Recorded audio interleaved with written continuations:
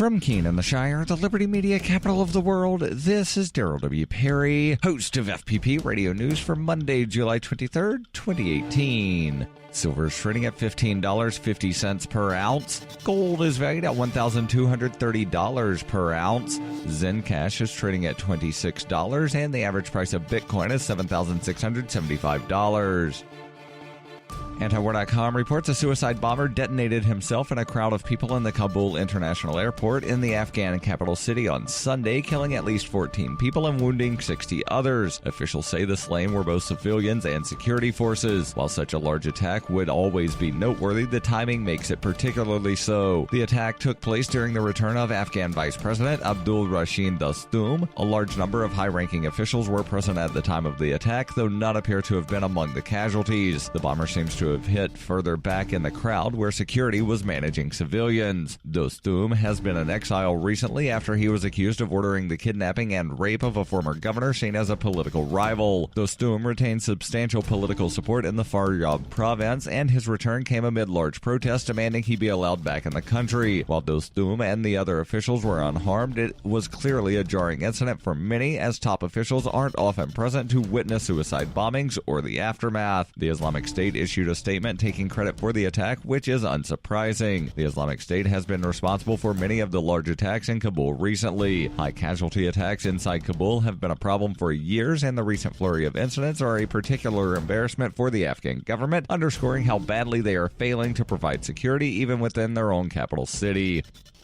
Zencash is the world's first private, distributed, and reliable platform for communications, transactions, and publishing. Zencash has the ability to use both transparent and shielded transactions, with shielded transactions using zero-knowledge proofs. Zencash features global governance with inclusive decision-making, reliable funding for continuous improvements, and documentation and wallets in many languages that are available for Linux, Mac, Windows, and Android devices. Learn more at zencash.com. That's zencash.com.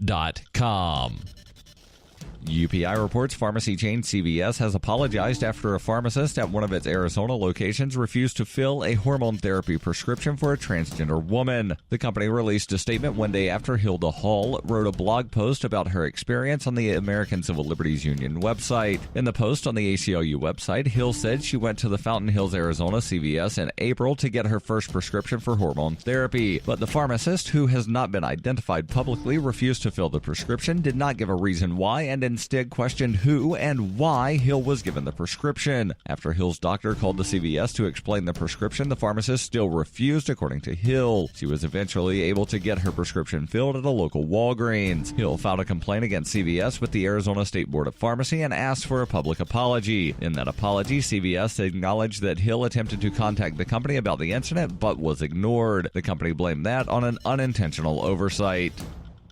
Are you an advocate for free market money? Do you promote Bitcoin as an alternative in a fiat-centric world? Then you need Spendabit in your arsenal, the search engine for things you can buy with Bitcoin. Spendabit aggregates millions of products from thousands of Bitcoin-enabled merchants. Keep your money in the free economy. Visit spendabit.co today. Bitcoin merchants, ask about our merchant suite to reach even more customers. Spendabit.co.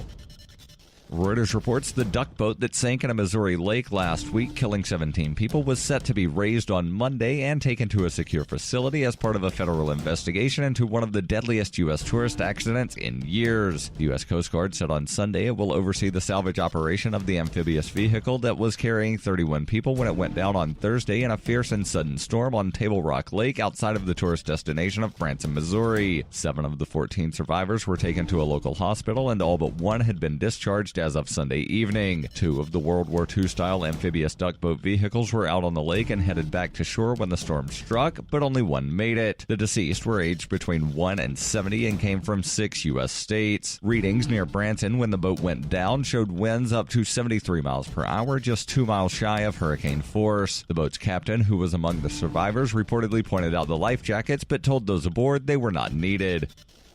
Every purchase you make from one of my affiliates at shop.fppradio.com helps fund FPP Radio. That's shop.fppradio.com.